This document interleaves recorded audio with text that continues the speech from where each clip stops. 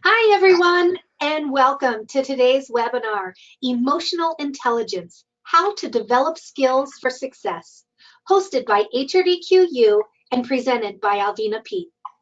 My name is Sarah, and I will moderate today's webinar. The webinar will last about an hour. If you have any questions, go ahead and type them into the chat area on your GoToWebinar control panel, and we'll either answer them as they come in or after the session by email. Today's webinar content is from our reproducible training library, the title Emotional Intelligence. If you are interested in delivering this training within your organization, please contact HRDQ. Today's presenter is Alvina Peat. Alvina is passionate about interpersonal communication.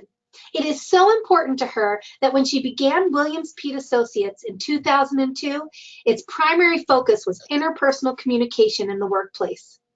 Alvina's workshops, coaching, and consulting are deeply rooted in her belief that communication is the foundation upon which all relationships are built.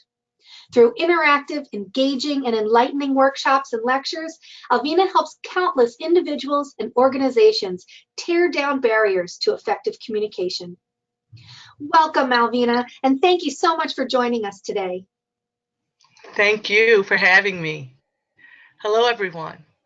I'd like to start by asking you to close your eyes and think about how you're feeling right now.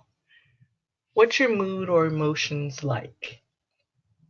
And as you think about that, just somewhere on your handout or on a piece of paper, just write down what you're feeling or what your emotions are and why you're feeling them.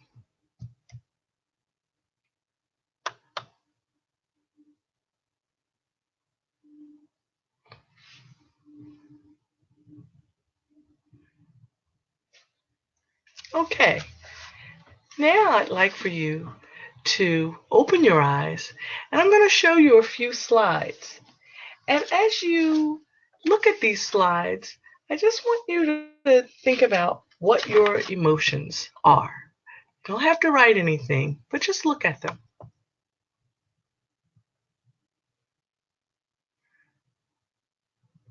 How about this one?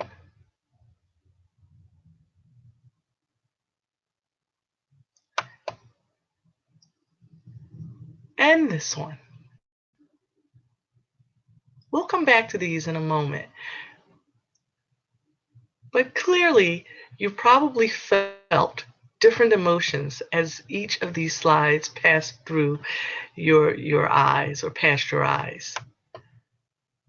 And so today's focus is going to be on the 4 aspects of emotional intelligence and tuning in to what you're feeling and what others are feeling. And so let's start by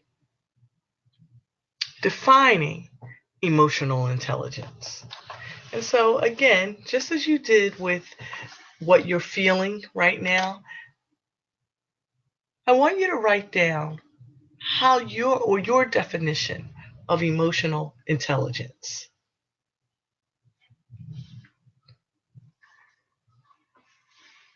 I'll give you a few moments to write that. How would you define emotional intelligence?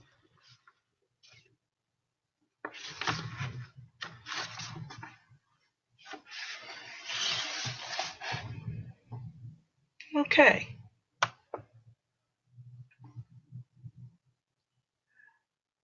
So here's a formal definition, and it is the ability to monitor one's own and others' feelings and emotions, to discriminate among them, and to use this information to guide one's thinking and actions.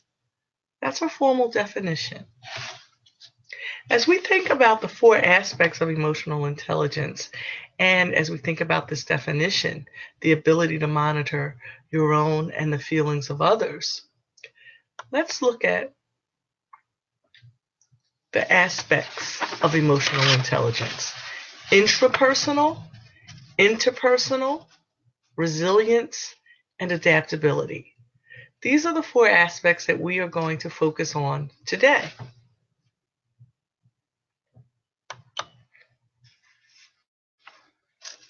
Let's begin by looking at intrapersonal emotional intelligence.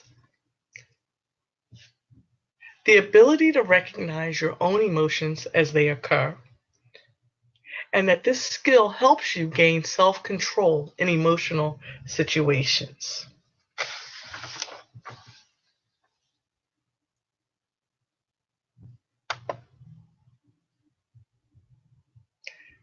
It's about self-awareness. As we think about our emotional intelligence, we're thinking about being aware of self. Emotional intelligence Emotional intelligence has to start with building an awareness of your own emotions, not only recognizing what you are feeling, but also why you are feeling it. It's not enough to know what you're feeling, but the emotionally intelligent person becomes very clear on why they're feeling what they're feeling. So think back to those pictures, those slides, those earlier slides. These images conjured up something in us. We had feelings, and those feelings were directly linked to the thoughts we were having when we looked at the image.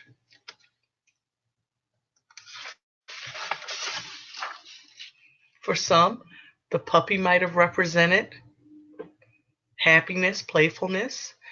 For others, it may have represented something totally different.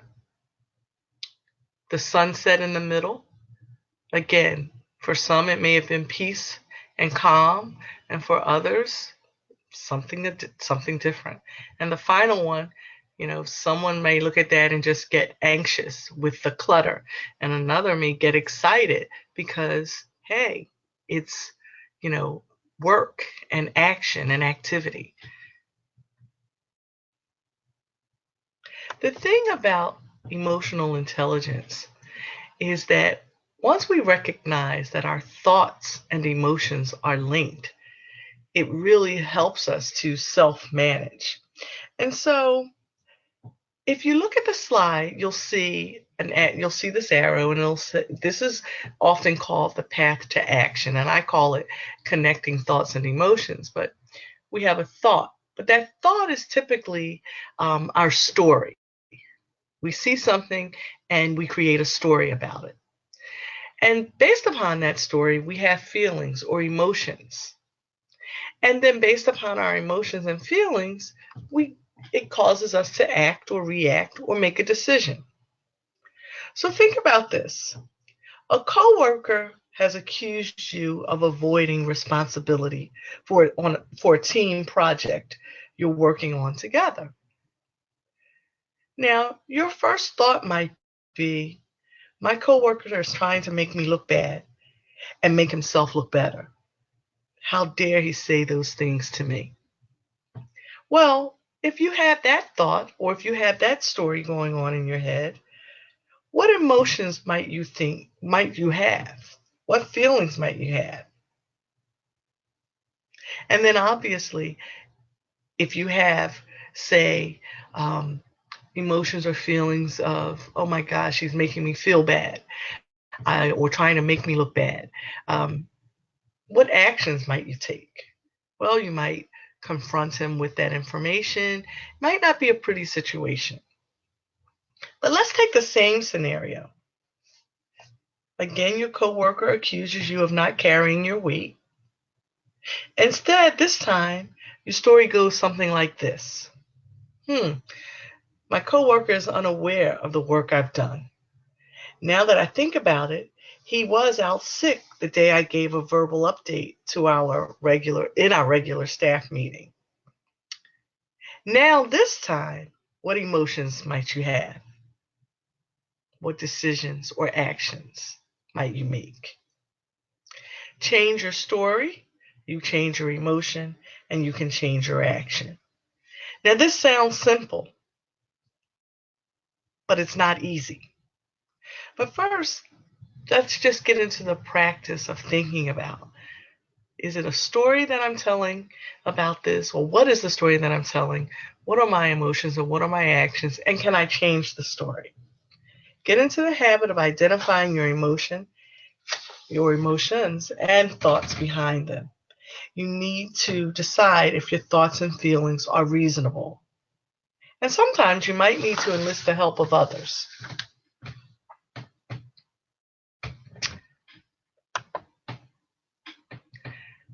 Now, there's also another way that you can change the story or analyze your thinking.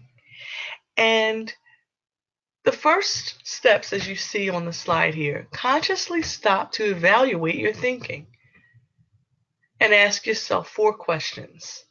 Is it true? Can I know that it is absolutely true? How do I react when I believe this thought? And who would I be without this thought? This is called The Work, and it's adapted from Byron Katie, and it may be familiar to some of you. But these 4 questions can really help you get in touch with your feelings. The goal here is to learn how to master your stories so that you can make more effective decisions. So remember this: thought, emotion, decision. Now, let's think about this again. I change my story, I change my emotion, I possibly change the action or decisions that I'm going to make. All of this is about self-management. Master my stories, I master my emotions.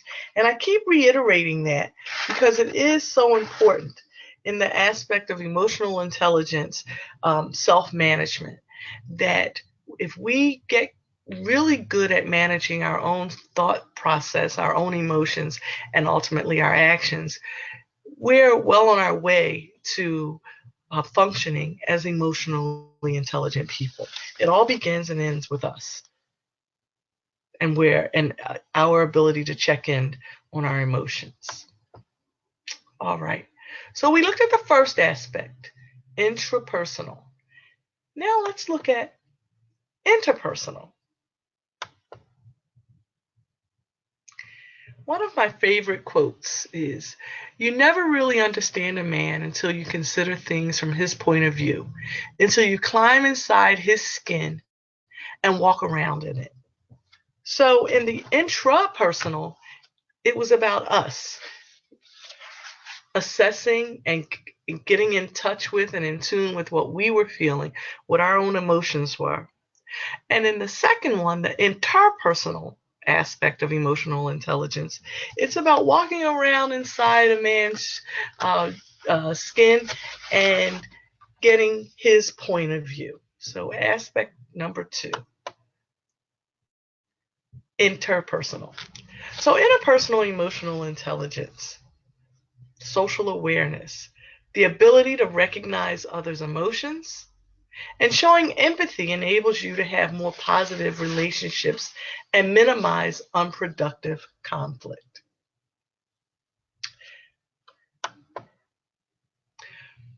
What can you do to help recognize the emotions of others? So what are some of the things that you do? Or what is it that you think you can do to recognize or help you recognize the emotions of others? Take a moment now and write down some techniques maybe that you use, or just general thoughts around what you can do to help recognize the emotions of others.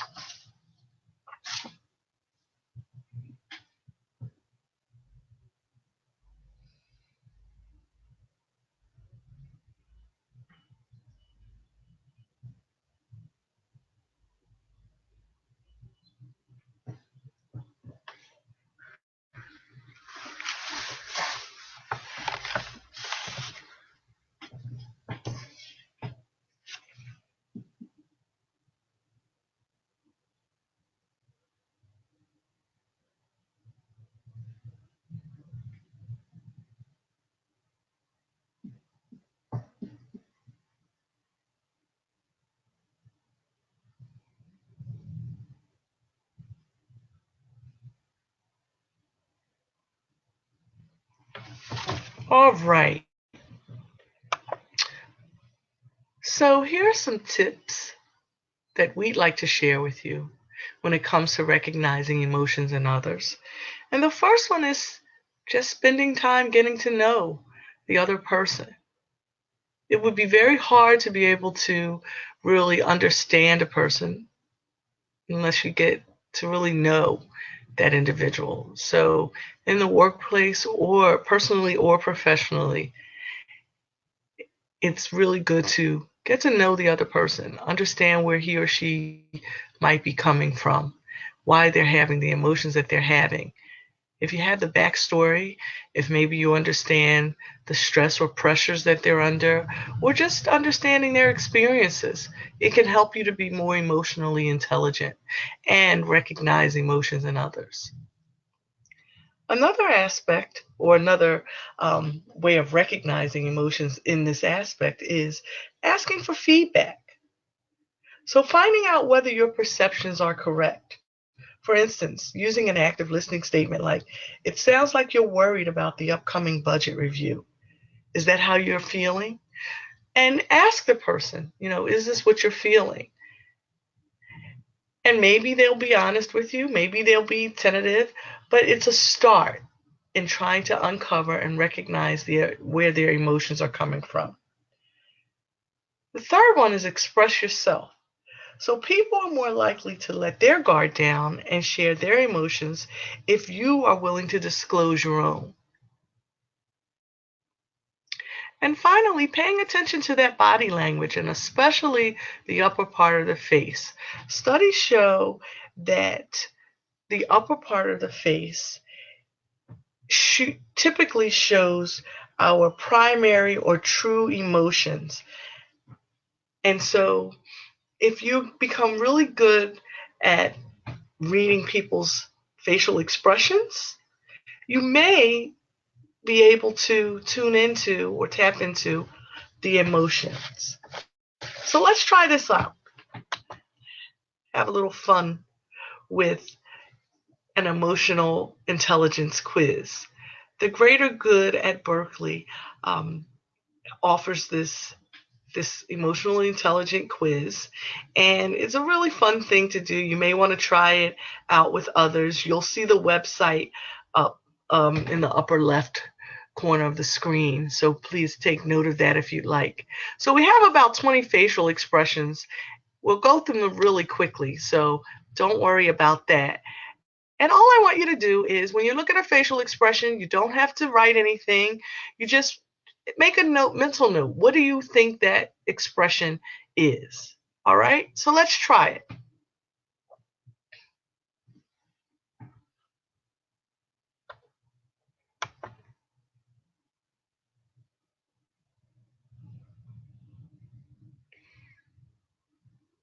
So let's look at this expression. And what do you think he's expressing? I'm going to take a stab at it. And I'm going to say politeness. Let's see if I'm correct.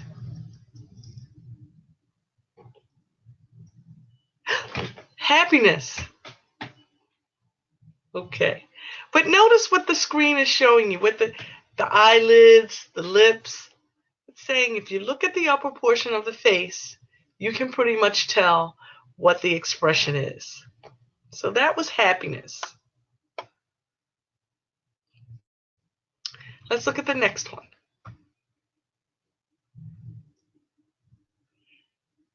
What might we see here?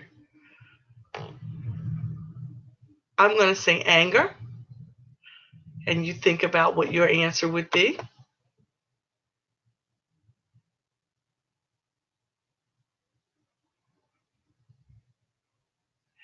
And again, they show us the facial expression. Let's look at another. What might this be? I'm going to go with embarrassment.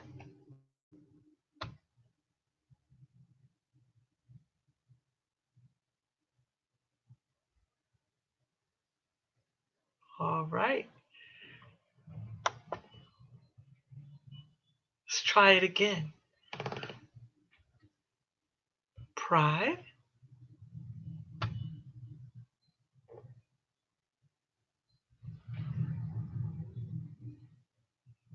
All right. Here's one for you.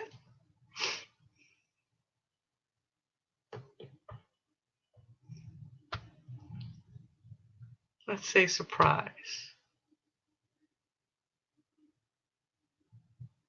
If you said surprise, you're correct.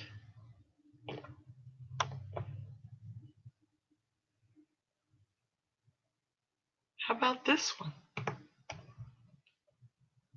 I'm going to say contempt.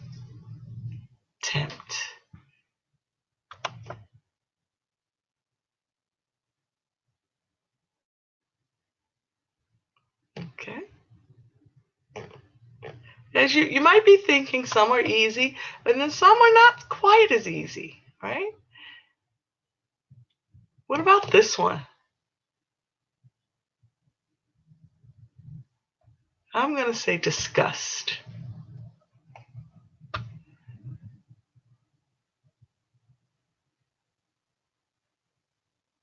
Yes.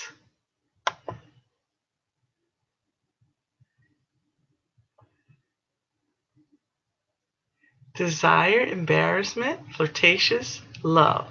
How about flirtatious?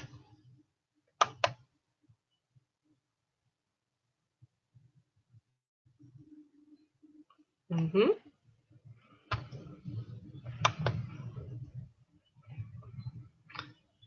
Pain.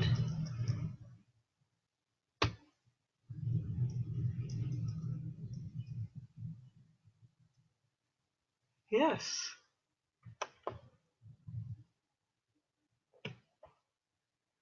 Compassion, sadness, anger, or interest. This is an interesting one. I'm going to say compassion, but let's see. I'm willing to be wrong.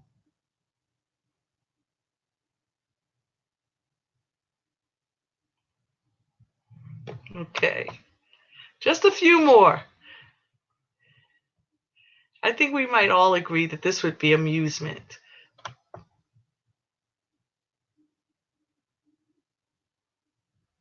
Yes.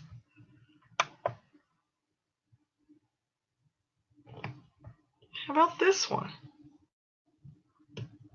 I think I'm going to go with interest. But again, you determine which one you like.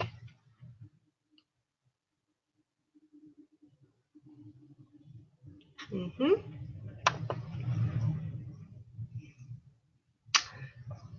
I think sadness.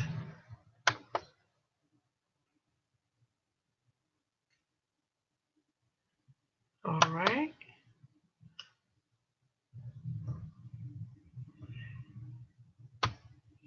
Desire.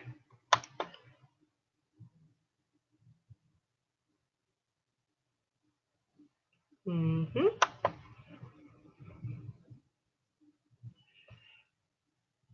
Hmm.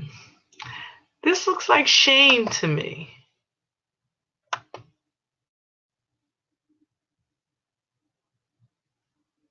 Yes.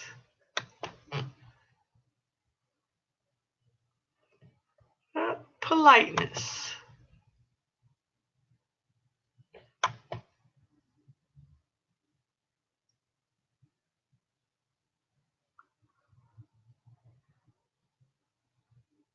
Okay.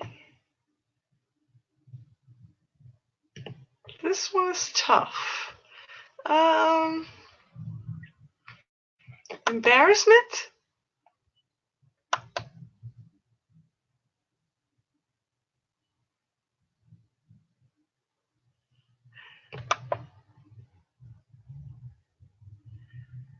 Pain.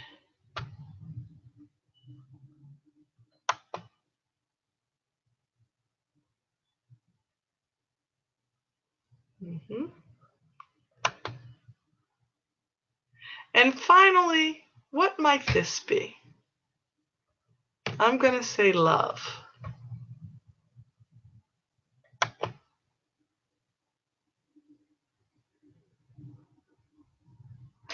Beautiful.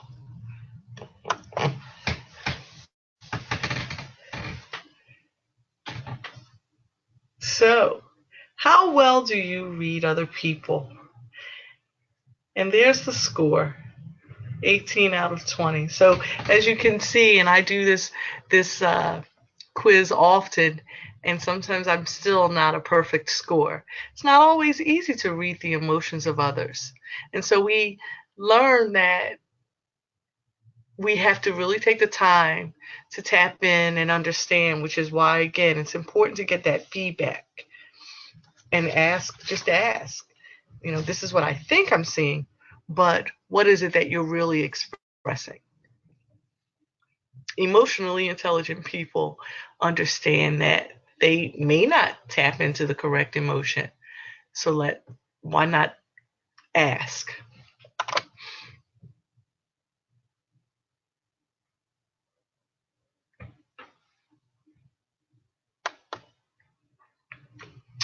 So when, again, as we continue to look at the second aspect, the interpersonal part of emotional intelligence, the things that we want to do when demonstrating empathy is lead with listening. Ask open-ended questions that really allow the other person to speak. And when they're speaking, respond without judgment. Do your best to validate what they're expressing their feelings are.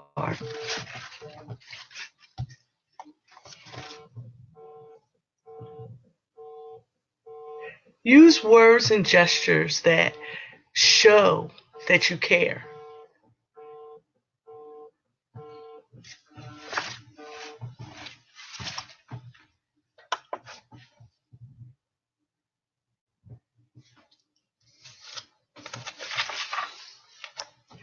So that's the second aspect. Now let's look at the third, adaptability.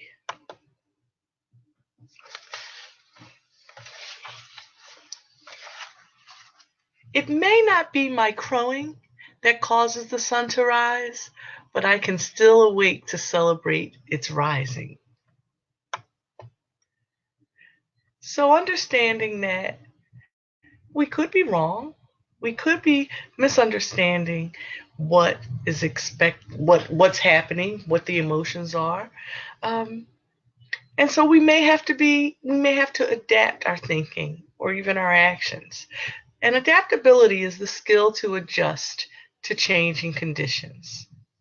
This skill enables one to problem solve more effectively, as well as manage stress more productively. And so as we think about emotionally intelligent people, we know that emotional intelligence does not mean that we give up who we are, that we give up our principles or values, but that we are willing to understand where you're coming from. We are willing to work with you and try to tap into where the emotions are coming from, what your story might be. What are some of the characteristics or behaviors of an adaptable person in your mind? Again, take a moment to write down or think through some of your thoughts. When you think of behaviors and characteristics of an adaptable person, what are they usually?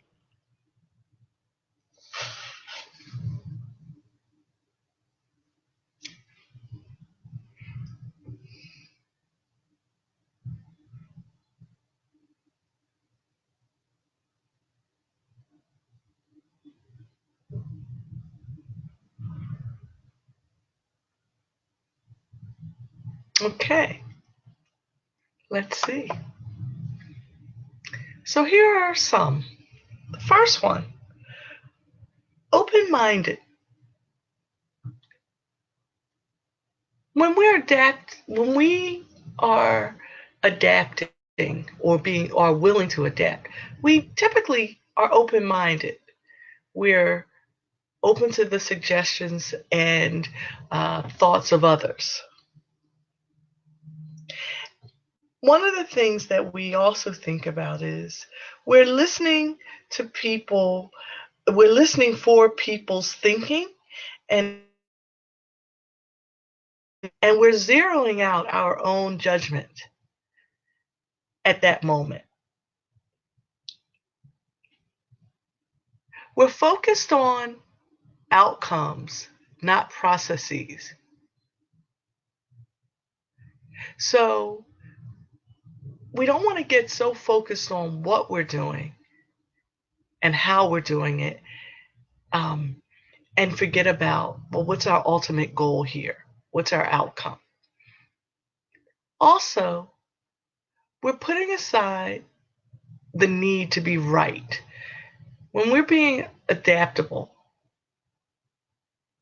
we're putting aside, or we're willing to put aside, our need to be right. We're standing firm on our principles and our values.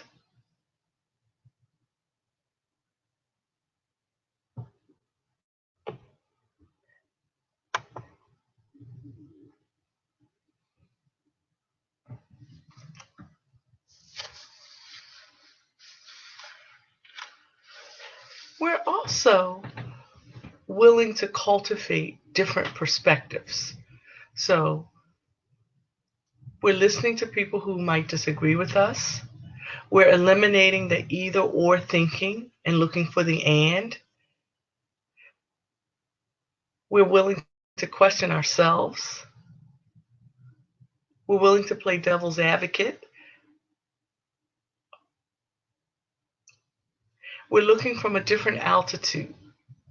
Sometimes when you're looking at something so closely, you can't necessarily see the whole picture. So we may take a bird's eye view, a higher perspective view.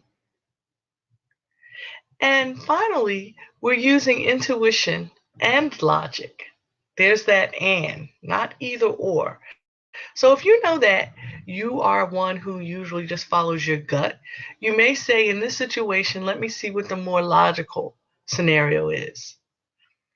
And if you're a person who strictly focuses on and uses logic, relies on logic to to see perspectives of others, then maybe you want to say, what is my gut telling me?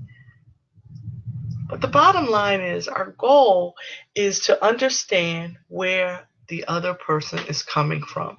Emotionally intelligent people are seeking to understand first.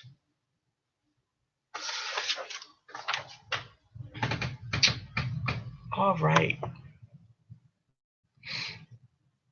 So far, we've looked at intrapersonal aspect of emotional intelligence, the inter aspect of emotional intelligence, and adaptability being a key aspect of emotional intelligence. Now we're going to talk about resilience, the ability to bounce back. 'Tis a lesson you should heed. Try again. At first you don't, if at first you don't succeed. Try again. We've all heard that in one form or another. So let's talk a little bit about resilience. The ability to bounce back from setbacks. Having resilience increases your self-confidence, and resilience helps you maintain a positive perspective in the face of negative events or attitudes. And so when we're talking about emotional intelligence, we may be facing some negative events or attitudes, and we need to really hone in on what's happening. Why is this happening? Where are these emotions coming from? And if we think of resiliency as a muscle, we know that we must exercise it to build it.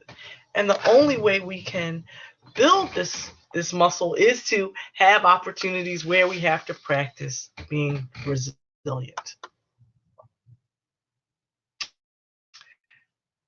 Gaining an accurate perspective. So think about it like this. Things happen. And sometimes they happen a few times over and over again. And so, how do we maintain an accurate perspective and bounce back versus throwing our hands up in the air and saying, we give up? I can't get along with this person. We can't move forward. I don't understand. That's not going to help us. Emotionally intelligent people say, okay, let's give it a try. Let's see, what have we not thought about. In the earlier section, when we talked about self-awareness, we discussed managing our stories. And we said we manage our stories by analyzing our thinking. Well, this is also the key to resiliency, managing our thinking, gaining an accurate perspective. And so if you remember, the 4 questions were, is it true? Can I know that it is absolutely true? How do I react when I believe this thought? And who would I be without this thought? The Work by Byron Katie, those were the questions that I suggested. So here's a situation. Jay feels overwhelmed by so many deadlines he's facing. He's frightened that he will drop the ball on something. When he analyzes his thinking, it will go like this. I'm feeling overwhelmed because I'm afraid I won't be able to accomplish all that is on my plate. But emotional intelligence has to start, remember, with building an awareness of your own emotions, not only recognizing what you are feeling, but why you're feeling it.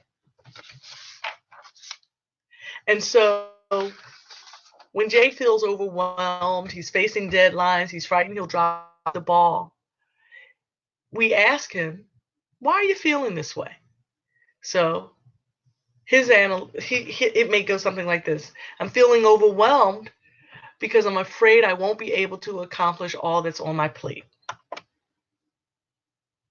So the first question he can ask himself is this true that is it true that you are not going to accomplish everything?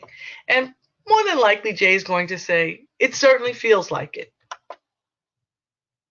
And then the second question is, can you know for sure that this is absolutely true? Jay's response is typically going to be, no, I can't be absolutely true. So then the next question is, how do you react when you believe the thought, I won't be able to accomplish it all? I'm frightened. I'm lacking focus. I'm fatigued. These are all fair emotions and feelings, because when I say I'm feeling overwhelmed, I'm afraid I won't accomplish it all, this is what it conjures up for me. So then the final question is, who would I be without this thought that I'm overwhelmed and afraid? Well, if without that thought, I could be more confident, I could be focused and more energized to get the work done. So I want you to think about a situation that you've had, or you may be going through it right now, where you have negative thoughts about it. So it could be personally or professionally, but you're having negative thoughts about it. You may be feeling overwhelmed, sad, feeling like you won't meet your deadlines, whatever it is, whatever the situation is, I want you to think about it. But then I also want you to ask yourself the 4 questions. Is what I'm thinking about this situation really true? Can I know that it is absolutely true? How do I react when I believe this thought? And who would I be without this thought? I'll give you a minute to think it through. Maybe even 2 minutes.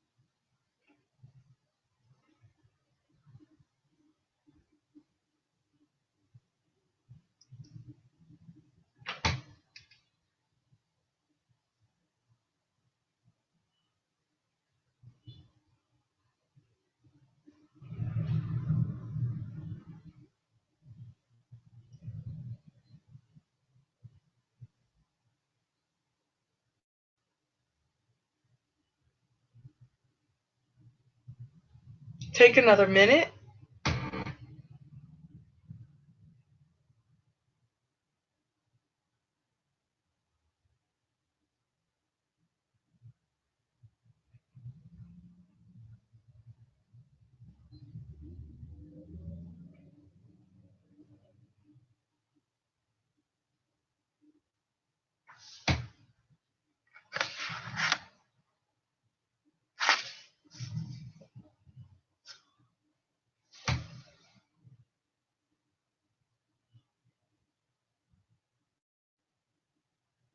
All right. So this takes practice. It can feel awkward at first, asking and answering these questions, but over time, practiced often, it will become natural. Think of it as a tool to help you analyze your thinking. And you can find tons of information about these 4 questions, or the work as it's called.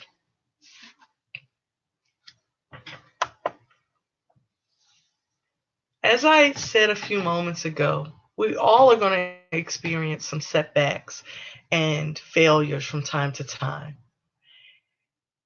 An important aspect of resilience is the ability to bounce back and regain your footing. And sometimes it takes things like reminding yourself of your previous successes. So, in the case of acting emotionally intelligent in the space of, say, conflict, you may, with another individual, you may remind yourself of when you all worked well together, when you had previous successful outcomes in the past.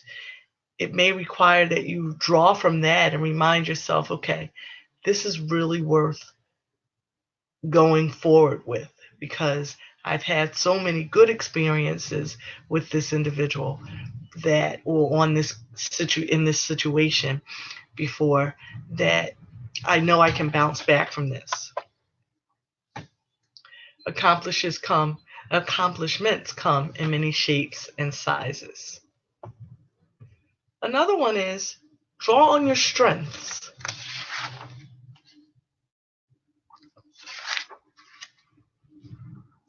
What are my strengths in this situation? What do I know that I do well? And if you're having difficulty identifying your strengths, think about how a friend or colleague would describe you. What have you heard about your strengths in the past? And how can you draw on those strengths to help you in this situation? And sometimes it just requires taking a risk. You know, we like for everything to know the answer to everything and be sure of the outcome, but sometimes we just won't. And so starting with small goals, and set those goals that are you're fairly certain you can achieve, will help you build your resilience. I've heard this quote used by a few people, and I like it. And inch by inch, anything's a cinch. And so when we're talking about being resilient, maybe we don't want to swallow the ocean, but maybe we just take one sip of water at a time.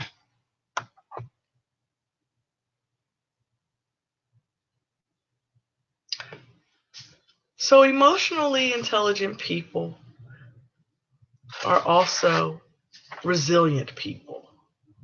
We bounce back, and we know that that increases our self-confidence and allows us to maintain a positive perspective in the face of negative situations, events, or attitudes.